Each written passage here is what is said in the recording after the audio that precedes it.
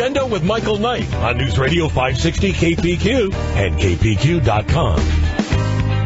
Kind of a cloudy day in Wenatchee Town. The show has begun. It's 1:34, and my very special guest is Cary Condotta, come into the studio to explain what in the world he has wrought upon us. The seat is empty in the 12th district, and look at all the mess we've got out there. Pretty wild indeed, but I think we're settling down now. I think everything's going to be just fine, but we put it into quite a tailspin there for a week or two. Had you predicted any of this in your own imagination? No, we thought we had this pretty well set up, but things changed quickly, and we had to kind of react, and frankly, in the end, it all turned out. But, that was quite an in and out and up and down, and I was on vacation for 2 weeks, and it wasn't much of a vacation because I was on the phone most of the time. But I'm really pleased with the way it turned out, and I think we're going to be fine going forward. I've learned something from you since you sat down, and that is it's sort of your job as the incumbent to make sure the seat, that you have a good candidate to take your place. Well, that's true. You always want to have a backup, and, of course, you always want your legacy to continue in terms of having the person that you would like most to do that.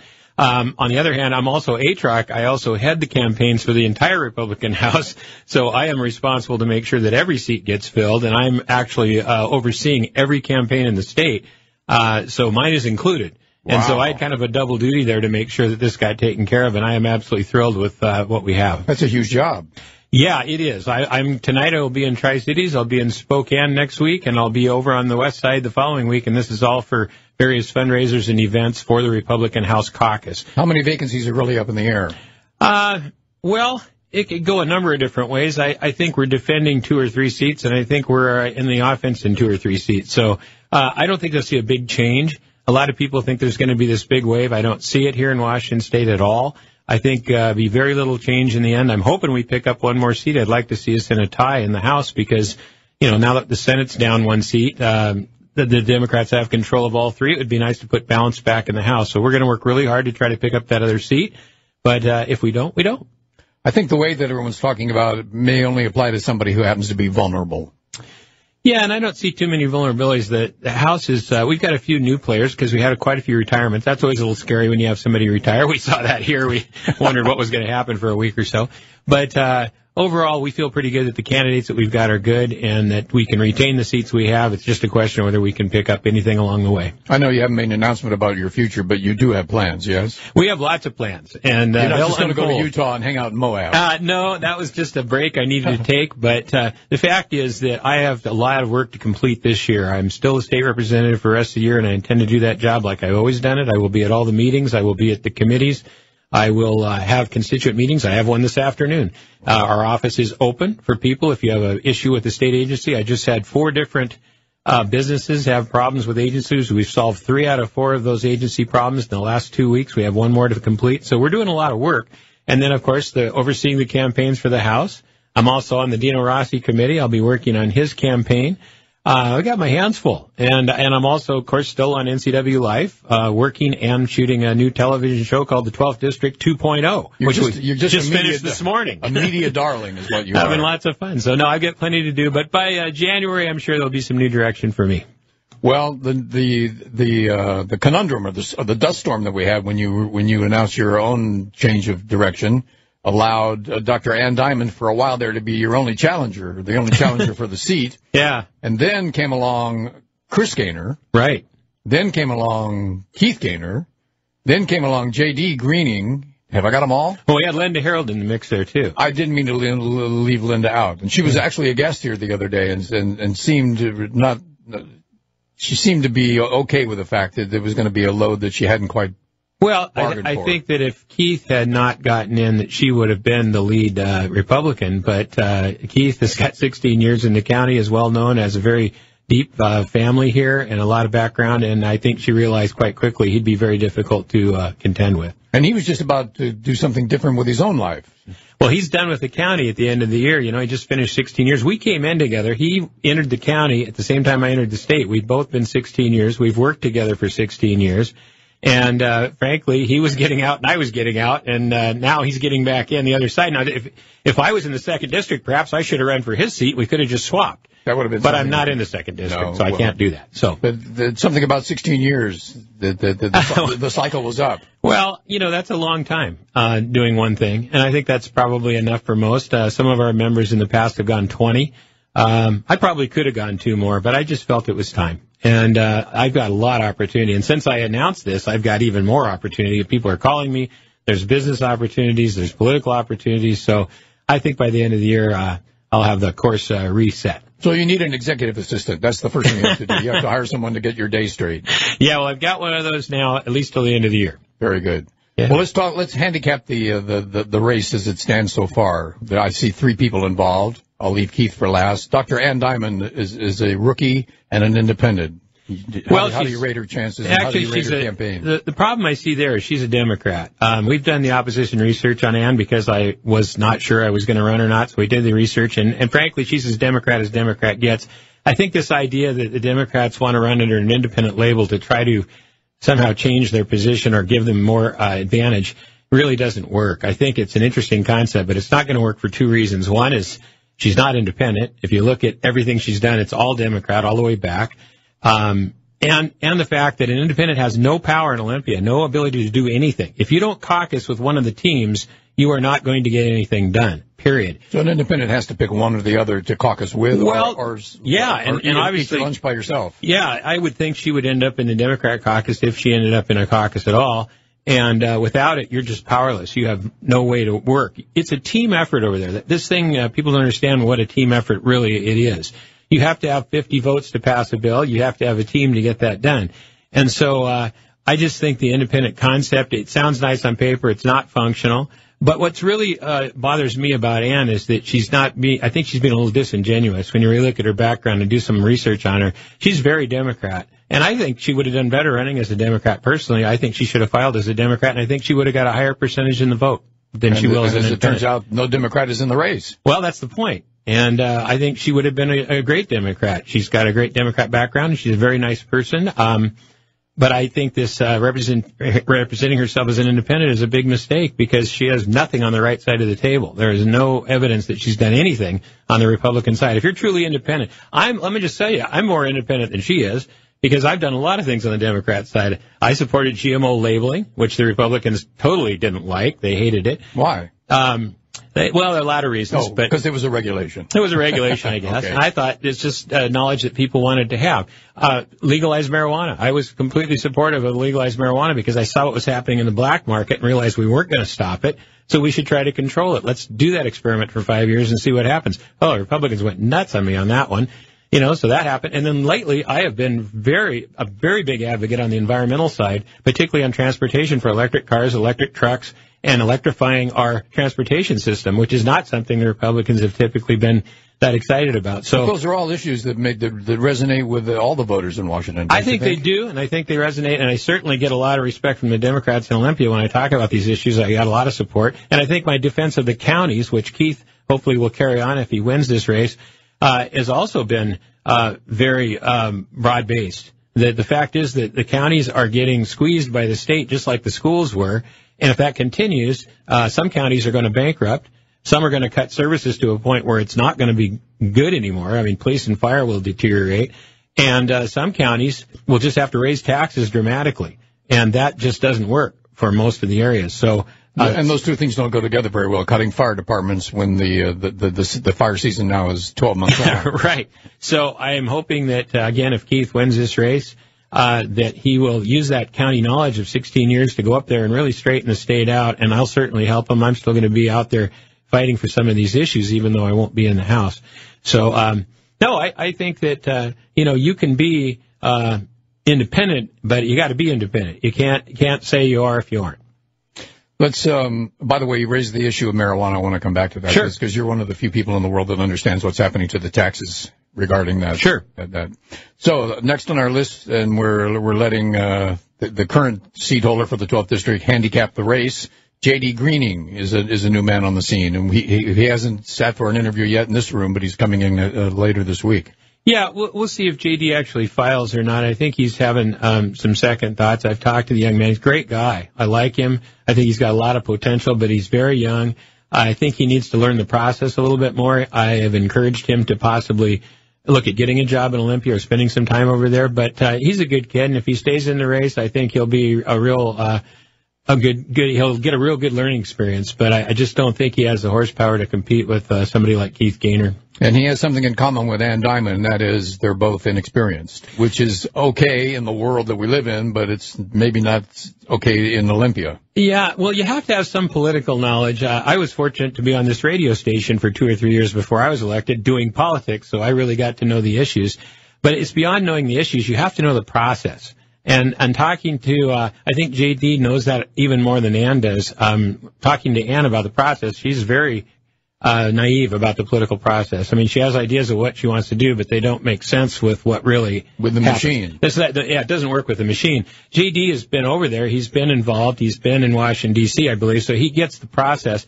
But he's still got a ways to go. And like I said, if he gets in, great. If he doesn't, that's okay, too. But he's a nice guy. And I think he's got a future. I just think timing-wise, this may not be the best time for him. And that's the field, less Keith Gaynor, if no Democrat decides to run. Yeah, I'm a little surprised that we don't have a Democrat. I guess we did for a short period of time. But we had Chris Gaynor for a while. Yeah, and that was a real interesting situation. But the family made a decision that we're not privy to, or so it appears. Yeah, I think so. I think there was I don't know what went on there, but... By the way, Chris Gaynor is Keith Gaynor's nephew. Right. One's a Republican, one's a Democrat. And I think they both realized they didn't want to have a family feud in the race, and so somehow they flipped a coin or did something. I don't even know what happened. In the long run, they made the right decision. Yeah, I think so. I think Keith is exactly the right guy to send to. If I had to pick one person to replace me that I know of in this district, there would be actually two. It would be him or John Wise, and John Wise was just too busy to do it this time. I think he was interested. And he's run before. But he's run before, and he also is just so busy with Washington, D.C. now. He's really become entrenched in the D.C. thing. He's doing a great job back there on immigration and working it really hard. So John or Keith, both number one people for me. I'm just thrilled. I think Keith will just be amazing. Now, politically, just search your brain. If Chris Gaynor had stayed in the race, that would be three rookies, Greening, Gaynor, and Diamond, running against an established politician, Keith Gaynor. What happens in a race like that? Does it come apart because there's too many choices? Well, no. Generally, there'll be kind of one leader, which I think would have been Keith, and then the other three would have to scrap for the primary to see who could get through. And I think that would have been a real interesting scenario because I think the way it's lined up, probably Chris Gaynor would have been the one to get through and Keith Gaynor. And so you would have had Gaynor and Gaynor, which would have been really fascinating. We've had races like that in Western Washington that I've actually managed where we had two people with the same last name. Wow. It has happened a couple of times. But I think I would have handicapped it that way. So, but I think that's why the family decided, well, the odds are this is the way it would go. We probably ought to not go there. I think they both would agree on that. Yeah. And that leaves us with the heir apparent, Keith Gaynor, who's just announced kind of late that he was going to run because we didn't expect him. Linda Harold got in before he did. Well, Keith had talked about being interested in this, but I think he was going to wait till I got out, and I think he was going to run in 2 years. And I had told most people the most I would go is 2 more years. I had already decided I was either going to get out or go 2 more years. That was it. So I think Keith was being very careful to watch what I was doing. And when he found out that I was getting out, and I didn't really let him know with a lot of notice, I probably should have. But I think he had to think about it for a week or so and then decided, yeah, well, now's as good a time as any. By the time he mulled it over, the field was full. Yeah, and then because he didn't get in and because I was out, there was this vacuum and people were, jumping in. And again, I would think Linda Harold probably would have been our lead candidate if Keith hadn't gotten back in. So it worked out in the end, and I think this will be a good race. I think it'll be a lot of fun to watch. But, there's a lot of other really good local races, too. I'm really excited about all the things that are happening in the 12th District. The county commission seats are very interesting. The sheriff's race in Douglas County. There's going to be a lot of interesting politics for you to cover. A lot of what we're talking about is sort of Wenatchee-centric in terms of the candidates that are the strongest right now. What are the outlying counties that I don't know as well as you do? What do they think about that? Well, that's another guy from Wenatchee. Here unfortunately, that's just the way it's always been. I mean, the people that have run from outside have had a very difficult time. John Wise himself, who is very well known, very smart, very good candidate, had a difficult time because he wasn't from Wenatchee. The big town. The big town. You could do, I think there's Mike Steele did it from Chelan. Now, there's an exception where Mike came out of Chelan and did just fine, so I think it can be done, but it certainly makes it more difficult. And it's a big district. It's a lot to cover. I know there's a very good candidate, Danny Stone, out in the Grant County area that really, really wanted to run, but he knows that it's very difficult for somebody from the corner of Grant County to get into the 12th District. That's about as far to the corner as you can get. And he's a terrific candidate, but I just think it's an uphill battle for anybody outside of the main area and that isn't somewhat established. One of the elements that you're leaving behind is some controversial issues that we're all going to have to deal with. They're not your issues, but one of them, immigration, has to do so much with the agricultural future of the area.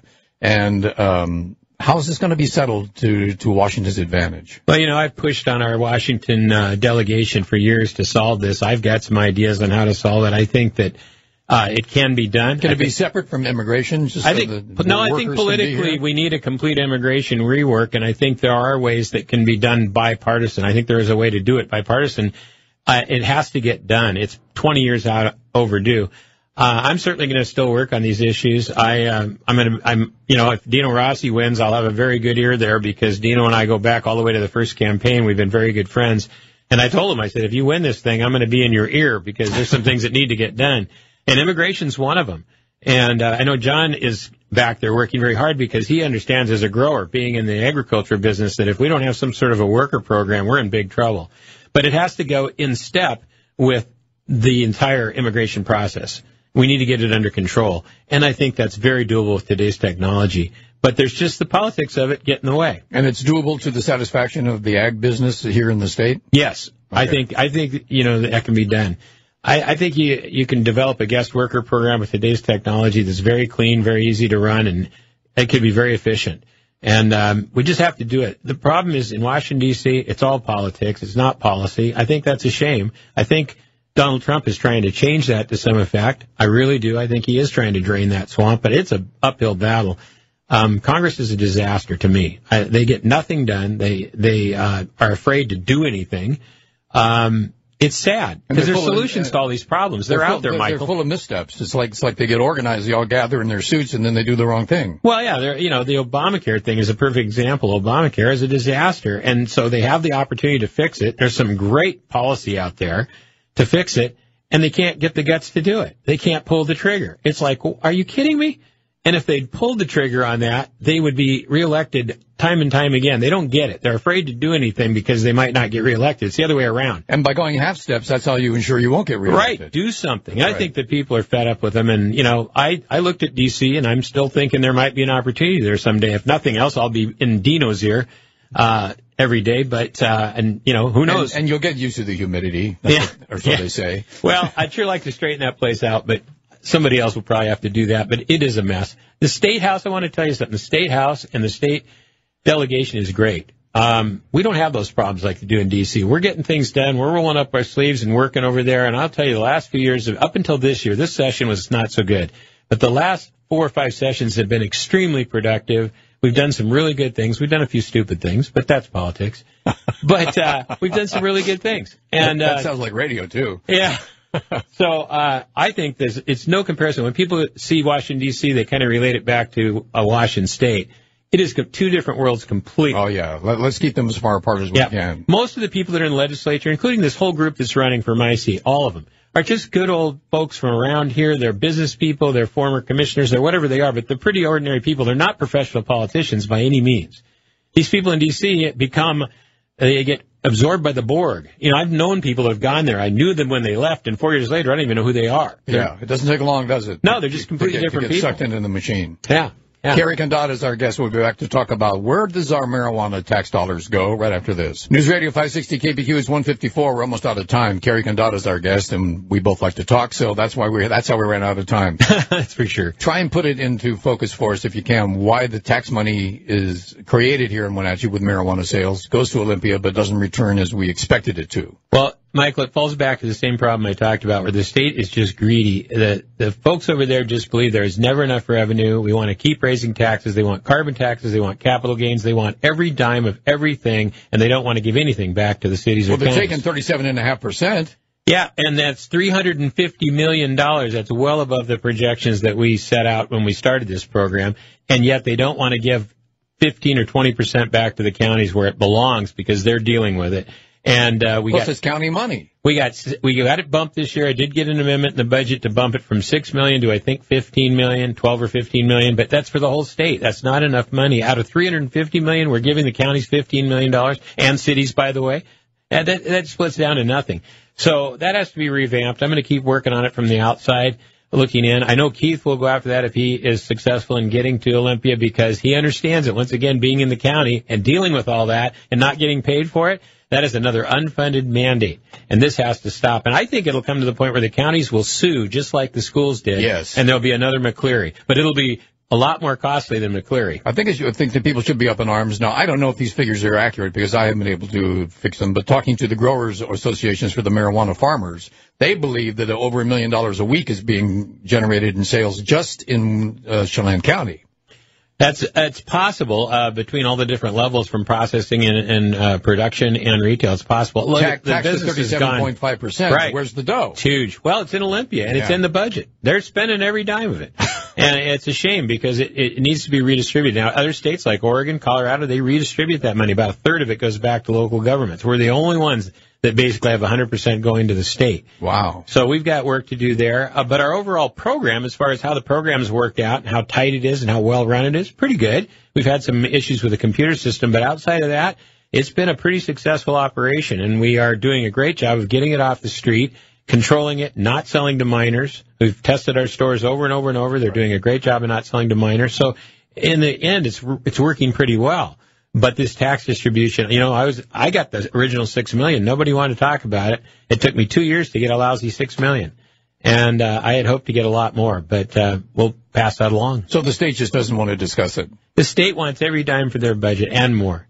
Look, when I started, we were at $23 billion. That's what the budget was 16 years ago. Today, it's $46 billion, heading for $50 billion. It took over 100 years to get to $23 billion. It took 16 years to double it. And that's not even enough for the people over there. They want more. You saw what just happened in Seattle. There's not even 7 million of us. Are there? There's only 6.5 million of us. 6.5, 7 million, right? Yeah. Yeah, figure it out. Now, look what happened in Seattle. Now they got a head tax for every employee. I mean, this is ridiculous. They can't find enough ways to tax people in Seattle. They wanted an income tax very bad. They couldn't get it, so now they're resorting to other things. It's a very bad philosophy. It has a very bad ending. The corporations that have made the West Coast the type of industry that it's embracing right now are the ones that are driving up costs and driving up prices and driving up. And so I think taxing them is not the problem. It's just that you can't turn to them for every solution. Every time you find yourself a butter shortage, you just can't lay it on Amazon. Well, and remember, in this state, business pays a significantly higher percentage than most places because we don't have an income tax. So business has to pick up the difference. So the typical business here pays 51% of the general fund. All the business community pays about 51% of the general fund. If you look across the United States, the average is 33%. And so people are paying a premium just to do business in the state of Washington already without all these new taxes and programs stacked on top. When I lived in Seattle, they always came up with a solution for everything, and it was find out where Paul Allen is. Does Paul Allen have several? Really, he's going to save the Mariners. He's going to build a bridge. He's going to buy the ferries. Every time they ran into a problem, it was call Paul Allen. See if he'll that's only going to last so long, isn't it, Mike? Well, I appreciate you giving me the time today. I want to